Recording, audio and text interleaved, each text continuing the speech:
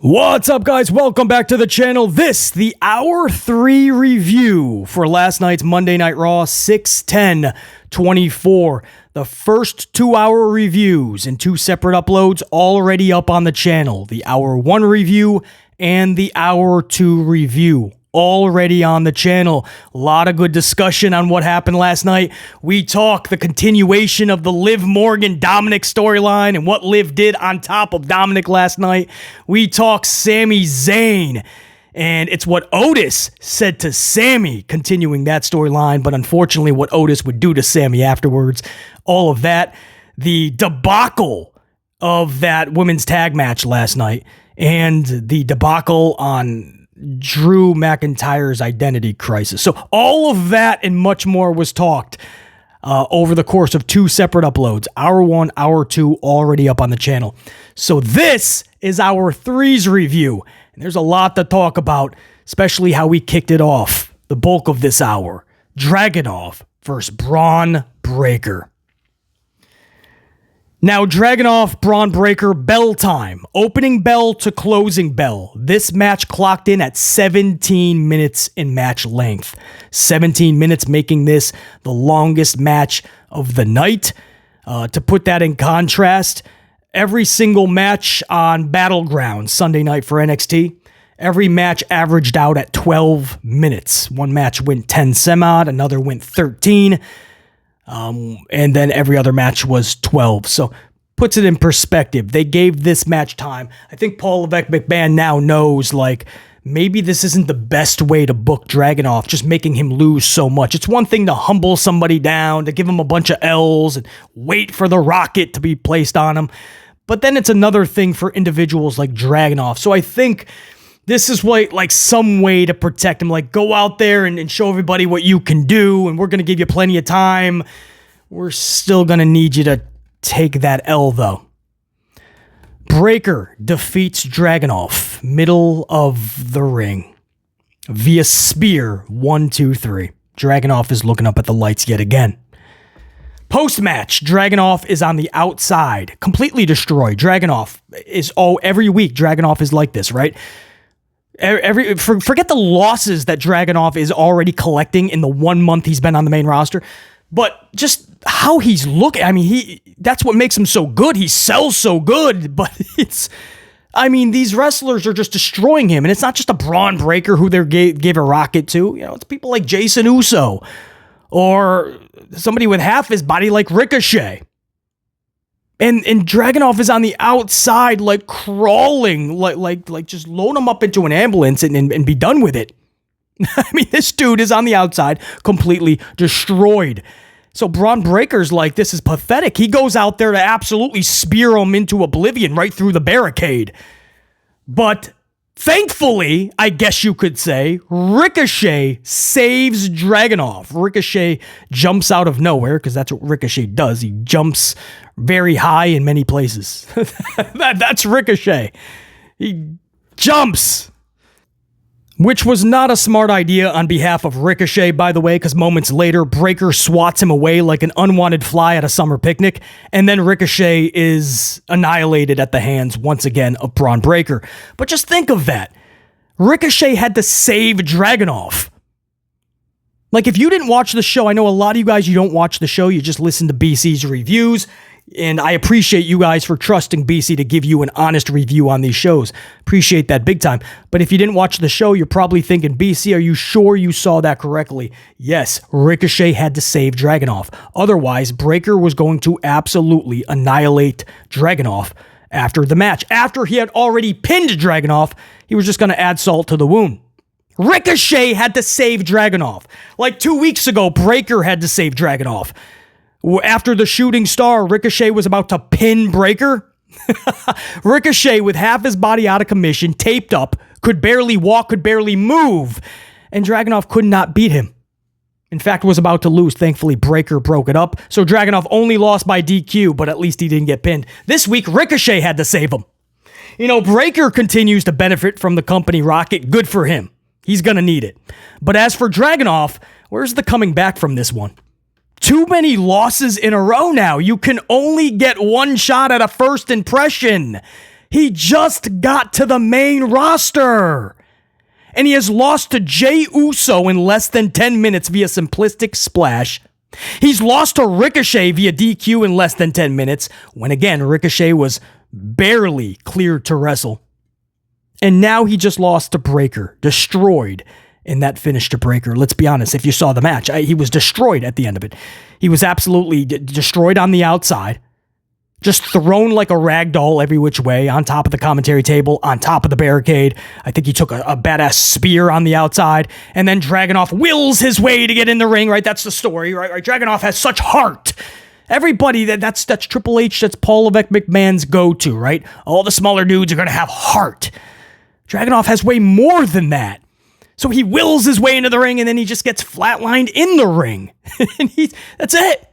That one spear in the ring, this dude's looking up at the lights yet again.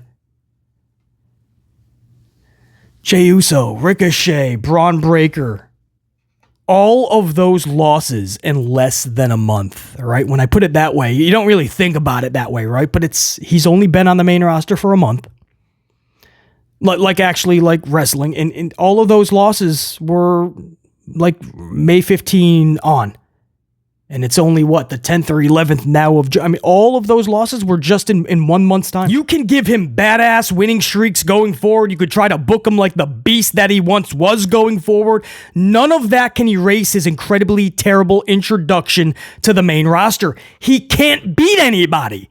This is coming from a huge Dragonov supporter, I'll be the first to say, by what I am viewing. No matter how deep down he digs, he just can't beat anybody. We're not even talking about wars that he should be having soon with Walter, Gunther, or going for championships against who? Randy Orton and such? He can't get past Ricochets, Jey Usos, and newcomers like him in Bron. He cannot beat anybody, and that's fine if he's just anybody, but he's not. He's Dragonov. This dude, no disrespect, but he's not Tyler Bate. He's not P.D. Dunne. He's not Dragon Lee. He's not Ricochet. The real one and only is Dragonov, or at least at one point he was. Now, they're booking him like a straight jobber because he cannot beat anybody at this point. They took one of the most brutally feared wrestlers and made him a jobber. So how can you truly, right, if you're a true supporter of Dragonov, like BC and I know a lot of you guys, how can you truly be as excited as you would have liked to have been when you finally get Dragonov and Walter, Gunther on the main roster? That's something we should be so excited for. How do you not think back to all of these losses and go, well, is this really fun? Or has Dragonov lost his way? Fully, 100%. This is not what made Dragonov special. This dude is so average right now. I mean, he's hitting his H-bombs and they're doing nothing. They're doing absolutely, nobody is getting beat by them. That was rough. Again, great for Breakker. That's a whole nother thing. You could have done all of this without Dragonov, guys. You could have done all of this without Dragonov and had Dragonov blazing his own path. That's the problem. You could have this whole thing with Ricochet, add in a third person. That's fine if you really need that. Because Bron Breakker, obviously, this was to really bump him up to be a beast. So you need two individuals, they're thinking, right? We're going to have him squash two people at the same time every week. Or two feuds every week to really make him look like a monster. Ricochet, I get it. They never had anything for the dude anyway. But Dragonov, that's how you view the dude? And I'm sure Paul Levesque McMahon will try to be the smart one in all this when it's all said and done, right? He'll give him extremely solid winning streaks going forward. Maybe throw him like a mid-card title or something, right? Put him in a storyline with Gunther, and of course, they're still going to hit it out of the park. So Paul Levesque McMahon will be grinning at the post-media scrums. See, I don't know why everybody was raising concern over Dragonov. Told you he'd be just fine.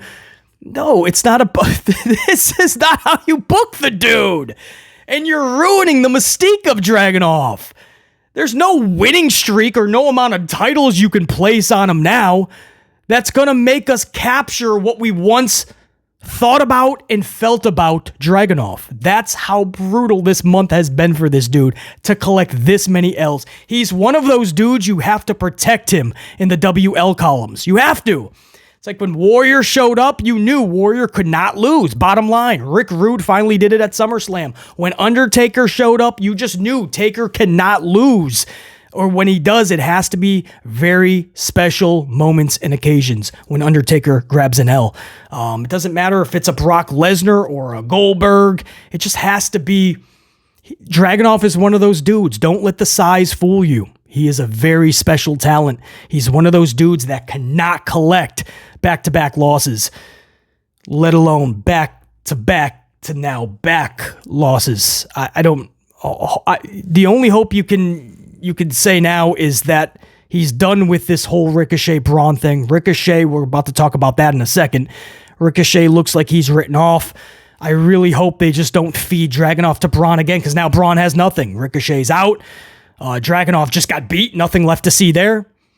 But Paul Levesque McMahon could easily just run it back and have Dragonov take another L or two more L's. Hopefully they just move on. Start the Dragonov winning streak. I just don't understand why you would bring him in, totally humble him down with one L after another, make the audience see that is average AF, and then begin the building process. There's no reason at all. It's pathetic is what it is. Afterwards, Ricochet backstage is beaten down more by Bron Breakker. Breakker, the Beast. He's got the rocket. And there's a car in the parking lot, because that's what usually there is in parking lots. Go figure. And it's right by the production truck that has some steps. So Bron Breakker takes Ricochet. He starts going up the steps. He looks at the car. Breakker then leaps off the steps with Ricochet on his shoulder like a bag of trash and sends Ricochet right through the car windshield. Beautifully done. I love it when they take it to the parking lot. Utilize the parking lot. Different atmosphere. Take it away from the ring. You got the production truck, the car right there. Why not have some fun with this if you're going to write Ricochet off of TV? And guys, that was bare minimum writing Ricochet off TV. This dude could have been written out of WWE. There's a lot of talk about the dude's contract negotiations, obviously. There was rumors and even reports that he had sent his notice to WWE that he intends to leave when his contract expires. Then there was conflicting reports saying that is not true. They're working on a deal. And then the latest report is last night's Raw is going to be the last appearance no matter what for Ricochet for a while, at least 90 days. So whether he re-signs or not, you're not going to see Ricochet for a moment, but there is a very real chance that he leaves WWE for good. So that might have been the spot to write Ricochet out of the company. And if that's the case, you know, a lot of people will get on Paul Levesque McMahon's ass for this, get on Triple H's ass for not keeping Ricochet, but I've said this several times. I don't know what you want the dude to do at this point. Ricochet is very good in the ring with all the flips and dives and all that. He makes you go, ooh, ah. He's good in that aspect. But on the microphone and carrying storylines, things like that, he's just not that good. And so Triple H is kind of rocking a hard spot situation. You know, is Ricochet going to be the next guy of the company? Is he going to be the Hulk Hogan, the Steve Austin, the Undertaker, and Ricochet? I mean, is he in the Mount Rushmore? It's an honest question, because Ricochet is thinking the same thing. If not, then I want to go elsewhere. But Triple H is like, I can't put you in those spots. Now, you can absolutely say he should have done more in the mid-card. I'll give you that. But with limited mic skills and a lot of boxes unchecked, unfortunately, Ricochet, he might be better suited in a place like AEW. Unfortunately for Tony Khan, ratings are showing you that even the hardcore fans there are kind of going away in droves. So I don't know how many more just really good wrestlers you can put in there that are not going to rock out microphones and carry storylines. I don't know how this really benefits AEW in the position that they're in right now with the ratings that they're in. Because WWE is already, you know, they got their foot is firmly on the gas pedal. Last week's NXT came within about 22,000 viewers of AEW Dynamite. So this week they know that. They're bringing Cody Rhodes to NXT tonight. Cody Rhodes advertised on a post-PLE battleground, by the way. So this could be a massive NXT tonight. There is a chance it could actually take AEW Dynamite over in the rating. And again, Dynamite has to face NBA Finals. An NBA Finals game between the Celtics and the Mavs, I believe, is Wednesday night. So this could be a week where absolutely NXT takes over. And that's what I'm saying. If you just keep adding more really good wrestlers, what is that really doing for the company? They just landed some of the best talent in the world in the ring, right? Okada and Will Ospreay and Mercedes. But the ratings somehow went backwards, or at least stayed around the 750-ish area. So the point, that's another conversation, guys. Is the answer always, let's go to AEW? It's where the real wrestlers wrestle, or whatever the tagline is. Is that really going to be most beneficial to AEW? Just getting more and more and more really good talent. And then your ship is getting so overcrowded, you're going to start to lose the Okadas and the Ospreys. You're going to have to try to find the Mercedes. And if Kenny Omega does come back and all the great talent there, is there too much, right? Is it like kind of a roster overload? But I think it's pretty clear to say Ricochet has a ceiling in WWE. Ricochet knows that. Paul Levesque McMahon, just like Vincent Kennedy McMahon, they know there's a ceiling. And the question is, can you blame them, though? How high do you take Ricochet? Is he Mount Rushmore? Is he the Stone Cold guy? Is he in the position, or should be, or could be in a position where Cody Rhodes is in right now? Highly debatable. Highly debatable. But either way, he was written off TV, and a good chance that he was written out of the company last night. And, hopefully he takes his time. If he is leaving WWE, own your craft. Learn and get better at all the things you need to get better on. Don't think you got it all figured out, because Ricochet has a lot of improvement he needs to tap into. Salute to Ricochet, though, if this is the end of his time in WWE, man. We do wish him all the best, you know what I mean? And he'll be back in WWE. They always come back. So we just hope it's a better version, man. And we can really rock out with just a whole better Ricochet. What a concept. Next up in Hour 3, Truth and Miz defeated AOP. Miz wins via the Root Roll-Up. Another hold-em-down victory last night. Just like Io earlier, holding down Valkyria for the pinfall. We covered that in one of the reviews we put up earlier. I think that was Hour 1. This was Miz... AOP. Now, think of that, please. AOP. Both dudes are pretty huge. Miz, not so much. But Miz is just going to hold them down. There's no way these big dudes can get one shoulder just a centimeter off the canvas. Makes total sense. Interference from Karrion Kross and the New Day, I guess. They were all at ringside. I don't even know what was happening. It was sheer chaos. And not in the fun way, by the way. This was all just ridiculous and nonsensical. Miz and R-Truth. I respect the Miz so much. He's such a company dude. Like, any company would love to have the Miz. That's why Vince loved him. That's why Triple H still loves him. Right? Miz will do anything you ask. No questions asked. He'll be there on time, 20 minutes early. Miz is just a cool dude. In Truth, I don't think anybody's ever said a bad word. Truth is just comedy gold, but he's gold anyway. Just the person. You'd hang with him, right? And just rock out with R-Truth. But together, as a tag team, there is a good argument to be had, or a good debate to be had, that they are the worst tag team champions of all time, or at least in the category. Their title reign has been so pathetically, nauseatingly bad. I mean, every week, this is the first time they've actually wrestled in a month. Every week they're backstage. Miz is trying to chase down Truth, who's doing something to try to make everybody laugh. Last night, they're doing a hold-em-down victory over AOP, and you have just a clown show. New Day's out there carrying. I don't even know what's happening. You got the tarot cards. That was a little LOL moment in the back, right? R-Truth is handed the tarot card by Scarlett. Guys, I don't know what we're doing with Miz and R-Truth, but this tag team title situation, this is bad. This is like bad. And you can tell the company doesn't have a plan. They don't have a plan. I think the original plan was put them together and we'll have at least a comedy segment every Monday. It's rough. It's really rough, man. Those tag titles, I would say, have to come off of them, but you don't have a division anyway. You have tag teams, you don't have a real division. You'll never have a division unless the company actually cares. And they don't care, obviously. So that's why we're already talking about Austin Theory and Grayson Waller splitting up. They just got together 2 months ago. They just won the titles 2 months ago.